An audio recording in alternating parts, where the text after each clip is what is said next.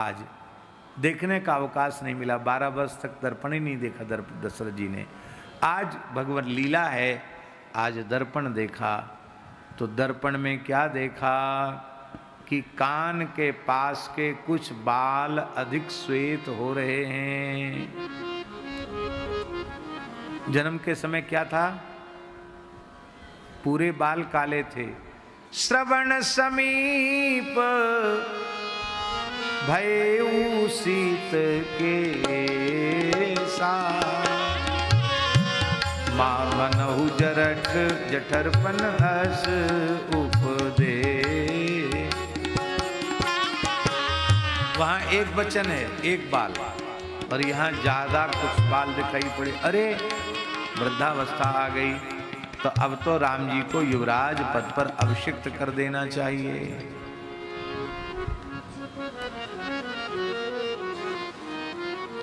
दशरथ जी ने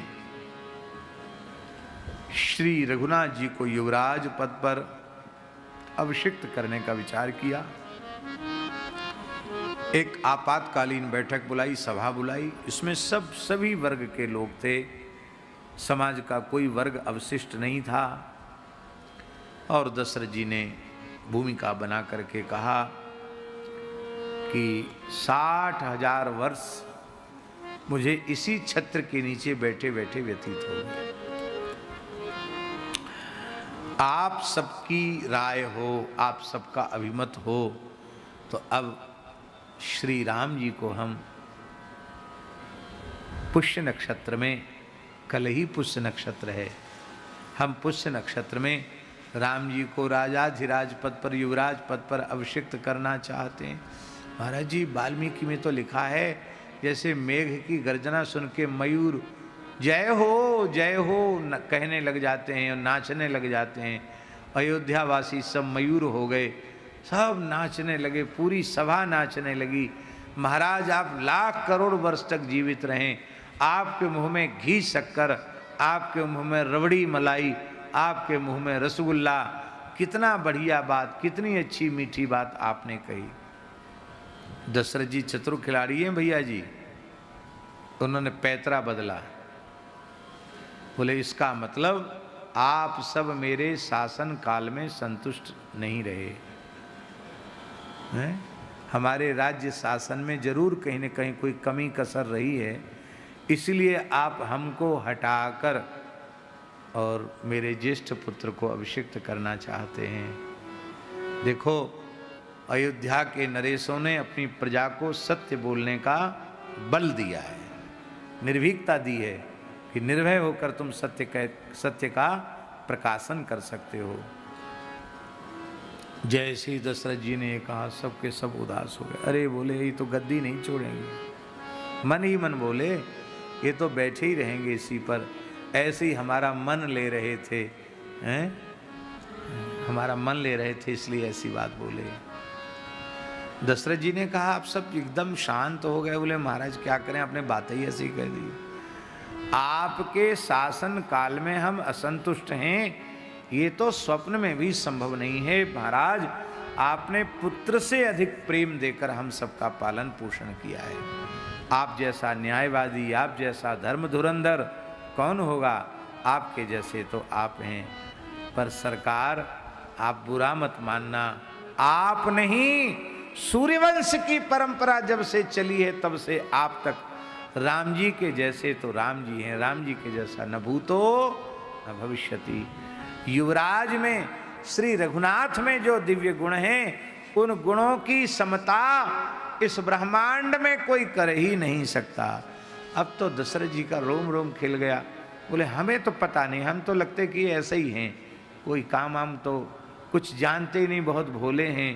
बोले नहीं महाराज, इनकी कितनी वाल्मीकि रामायण के सर्ग वो देखने योग्य हैं, जिनमें प्रजा श्री राम जी के गुणों का वर्णन कर रही है।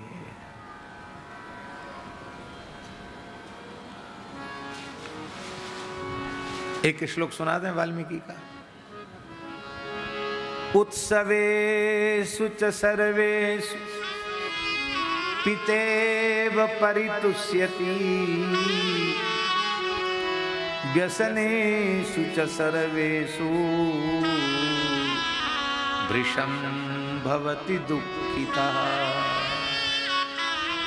प्रजा कह रही है, किसी के घर में उत्सव हो, ब्याह हो, बारात हो, जन्म हो, छोरा को ब्याह हो, छोरी को ब्याह हो, हम गरीब आदमी, हमारी हिम्मत कहाँ जो राम जी को, युवराज राम जी को न्योता दे सकें। पर राम जी भाइयों के सहित घर का काम संभालते हैं, पीतांबर से कमर कस लेते हैं और ऐसे जुट जाते हैं जैसे उनकी खास बहन का ब्याह हो रहा हो, बेटी का ब्याह हो रहा हो। बुरा मत मानिए महाराज, आपने कभी ऐसा किया या आपके पुरखों ने ऐसा किया? आप लोग तो राज मर्यादा में रहे। हर उत्सव में राम जी सबके यहाँ न्योता की जरूरत ही नहीं। अब वो संकोच में कहते, प्रभु मैंने आपको निमंत्रित नहीं किया। बोले, अपने घर वाले को न्योता दिया जाता है क्या?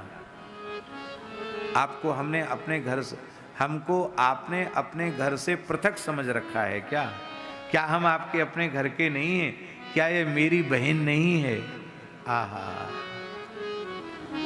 ऐसा राम जी।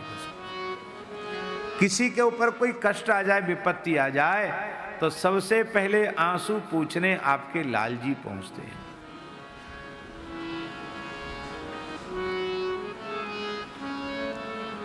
एक बहू बोली,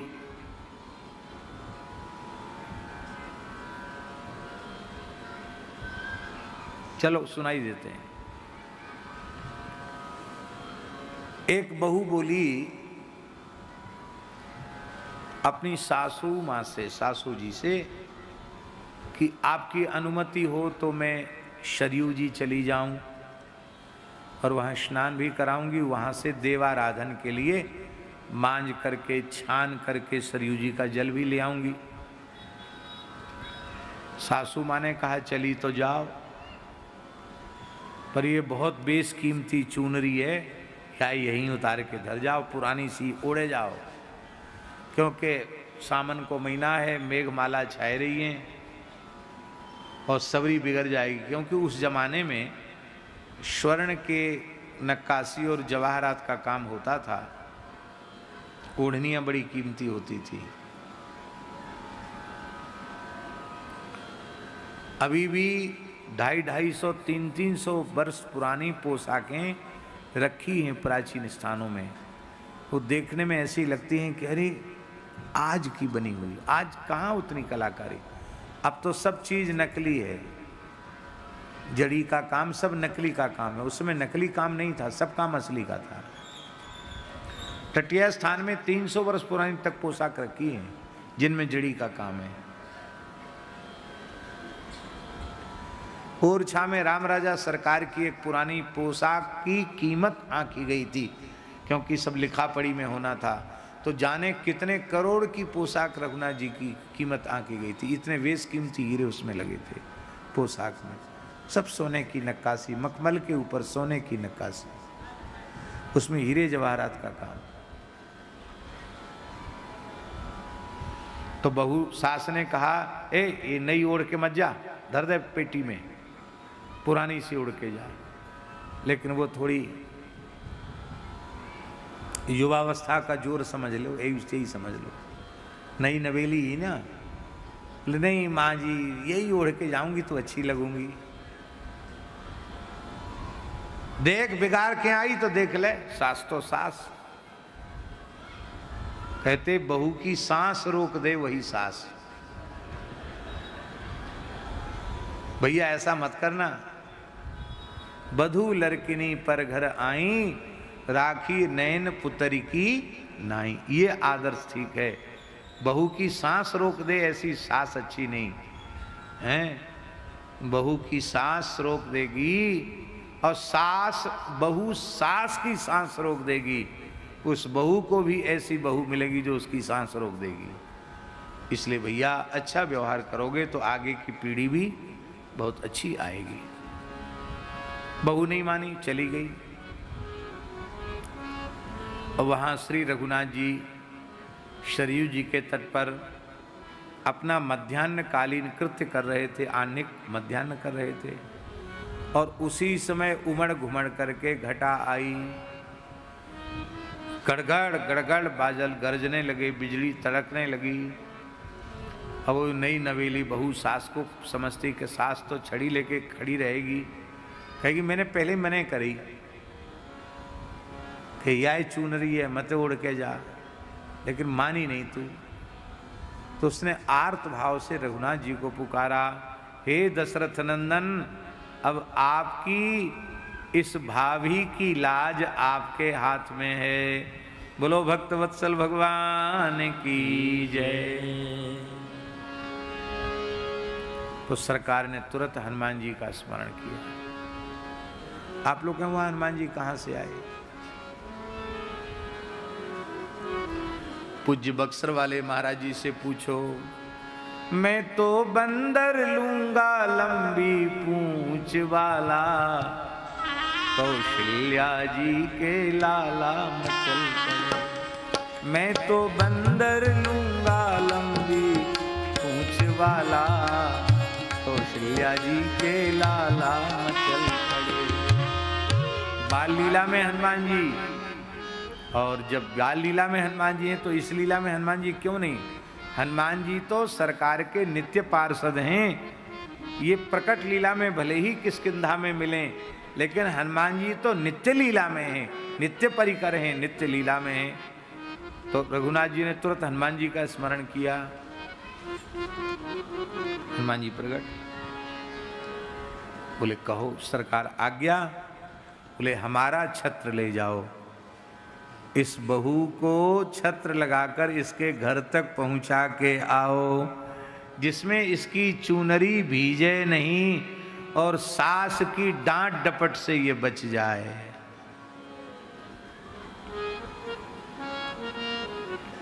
तो जिसके घर में ये घटना घटी थी उसने कहा, महाराज आपने अपना छत्र लेकर किसी बहू की चुनरी भेजने से बचाई हो, आपको याद हो तो आप बता दीजिए। बोलो भक्तवत्सल भगवान की जय। प्रजा राम जी के गुणों का वर्णन कर रही है और श्री दशरथ जी महाराज कितने आनंदित हो रहे हैं इसका हम वर्णन नहीं कर सकते। बड़ी अद्भुत लीला है। प्रजा कह रही है दशरथ जी से, कथंचिद उपकारेण कृते नैकेन तुष्यति। राम जी का स्वभाव कैसा है? धोखे से किसी के द्वारा कोई इनकी सेवा बन गई, कोई हित बन गया, उपकार बन गया तो इतने संतुष्ट हो जाते हैं जीवन भर के लिए कि फिर न स्मरत्यपकाराणाम शतमप्यात्मवत्तया, फिर सैकड़ों गलती करता रहे तो भी उसका ध्यान ही नहीं देते हैं, बस उसी को गाते रहते, अरे वो तो इतना मेरा प्रेमी है, इतना बड़ा मेरा भगत है। राम जी के जैसे राम जी हैं। तब श्री दशरथ जी ने कहा कि हम तो राम जी के गुणों का श्रवण करना चाह रहे थे, इसलिए मैंने ऐसा कहा, क्योंकि तिजोरी में जब चाबी घुसाए के यूं मोड़ी जाए, उल्टी घुमाई जाए, तभी तिजोरी के कपाट खोलें और फिर तिजोरी में धरी भई हीरे जवाहरात की सामग्री दिखाई पड़े। तो श्री दशरथ जी ने कहा, हमने थोड़ी अटपटी चाबी लगाकर आप लोगों की हृदय मंजूषा को खोला, जिसमें राम जी के गुणगण महान रत्न के रूप में प्रतिष्ठित हैं। वाह, मैं धन्य हो गया, मेरा पितृत्व धन्य है और श्री राम जी का पुत्रत्व धन्य है, जिनका एक भी अयोध्या में कोई विरोधी नहीं है। सब राम जी के गुण गाते हैं। और श्री राम जी को दरबार में बुलाया गया। राम जी ने बड़ी विनम्रता से पिताजी के चरणों में प्रणाम किया, गुरुजनों को प्रणाम किया, और जब प्रस्ताव किया तो राम जी संकोची ना थे, कुछ बोल नहीं पाए। लेकिन आप सब मानस प्रेमी जानते हैं कि राम जी मन में सोच रहे हैं कि सूर्यवंश में ये रीति अच्छी नहीं है, हैं? जब एक साथ जन्म हुआ, एक साथ सब संस्कार हुए, एक साथ पढ़े लिखे और एक ही मंडप के नीचे चारों लाल जी का ब्याह हुआ, तो फिर राजा एक को क्यों बनाया जा रहा है? ऐसा कौन सोच सकता है बोलो? ऐसा केवल राम जी सोच सकते हैं, और दूसरा कोई धरती पर है ही नहीं जो ऐसा सोचे।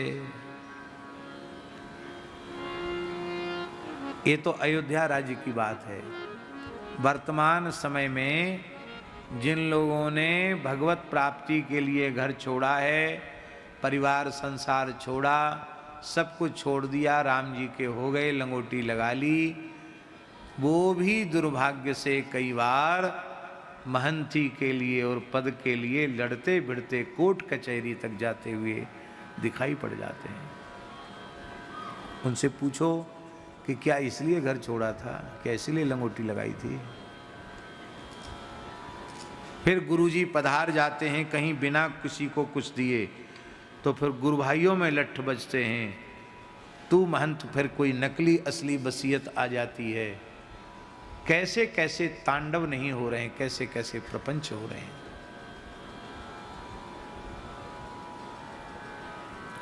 मठ के लिए, मंदिर के लिए, स्थान के लिए। भागवत के 11 स्कंध में लिखा है, अध्यात्म के पथिक के जीवन में संसार की किसी संपत्ति को लेकर कलह उपस्थित हो तो उसे मांस के टुकड़े के समान उस संपत्ति का त्याग कर देना चाहिए। कुरर पक्षी का उदाहरण है। कुरर माने चील होता है, चील पक्षी। एक चील थी, उस चील को एक मांस का टुकड़ा मिल गया तो तमाम मांस भोजी चील उसके पीछे पड़ गई। अब वो जहां जाए झुंड का झुंड पीछे, चोंचों से घायल करे।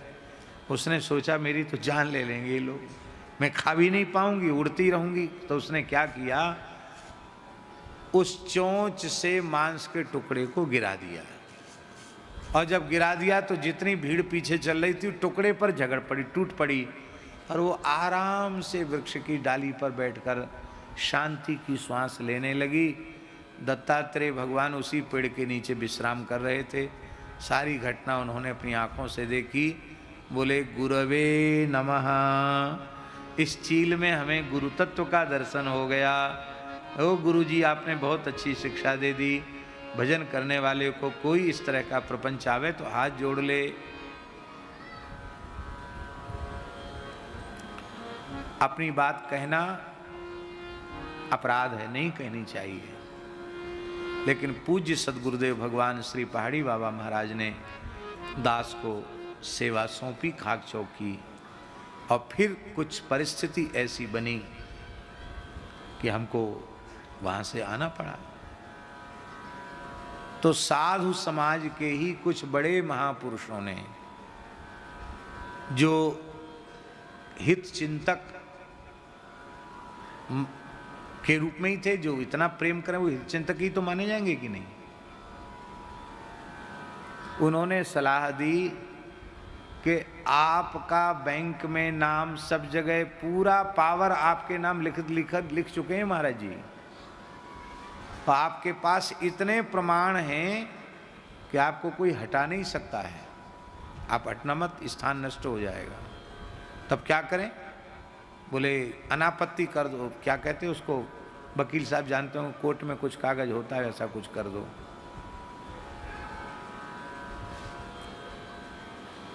इनकलाब जिंदाबाद करो। मैंने बहुत विनम्रता से उन महापुरुष से कहा कि हम अपने मन में कभी यह सोच के ही नहीं आए थे। गुरुदेव ने कृपा करके सेवा दी, अब वो आज्ञा कर रहे हैं कि तुम मलूक में जा कर के रहो, तो हमें आज्ञा पालन करना है। फिर बैंक वाले आए।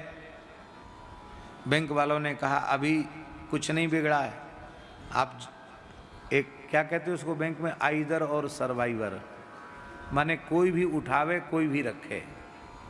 बोले अभी आपके हाथ में इतना पावर है कि आप जितना चाहो उतना पैसा निकाल सकते हो। मैंने कहा हमने अपने गुरुदेव से कभी झूठ नहीं बोला, कभी उनसे छल कपट नहीं किया, और हम ऐसा नहीं करेंगे। चाहे जितना हो, कम हो, ज़्यादा हो, मैं फूटी कौड़ी भी बिना उनकी अनुमति के, आज्ञा के मैं कुछ नहीं कर सकता। बोले सब नष्ट हो जाए। उनके नष्ट हो तो सब संसार ही नष्ट हो जाएगा, संसार ही नष्ट हो जाएगा। अब महाराज जी तो परमहंस हो गए थे, लोगों ने रजिस्ट्रार बुला लिया, सब लिखा पढ़ी करवा ली, और वो समझ गया कि यहाँ गड़बड़ हो रहा है। उसने भी हमको कहा, तो महाराज जी बोले ये कागज तैयार है, इन पे हस्ताक्षर कर दो। तो मैं हस्ताक्षर करने लगा। तो महाराज जी बोले, हे श्रीमान जी पढ़े लिखे हो, बिना पढ़े किसी कागज पे हस्ताक्षर नहीं करना चाहिए, पढ़ तो लो कहाँ लिख रही है।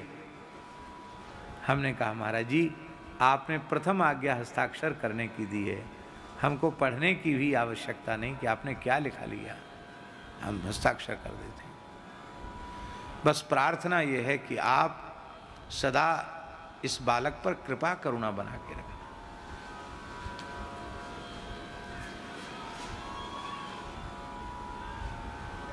और आज जो कुछ है उन गुरुजनों का, संतों का ही प्रताप है।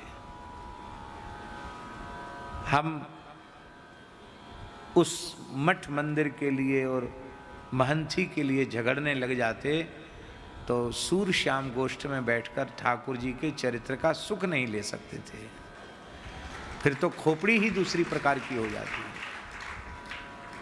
और हमारे बड़े गुरु भाई खूब अहर्निश भजन करने वाले पूज्य श्री महंत श्री राम अवतार दास जी ने कुछ काल संभाला और इसके बाद बुलाकर बोले गुरुदेव ने आपको सेवा संभलाई थी, मैं भी आपको सविधि सेवा संभला रहा हूँ। फिर स्थान का जीर्णोद्धार हो गया, सब हो गया। झगड़ा करते तो ये होता।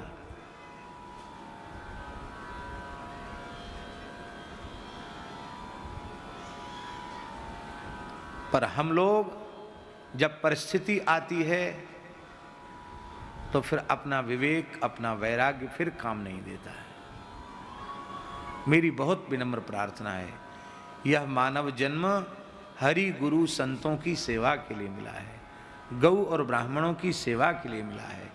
अपने को कभी किसी पद या प्रतिष्ठा से अपने को मत जोड़ो, अपने को तो श्री ठाकुर जी की निष्काम सेवा से जोड़ो, संतों की सेवा से जोड़ो।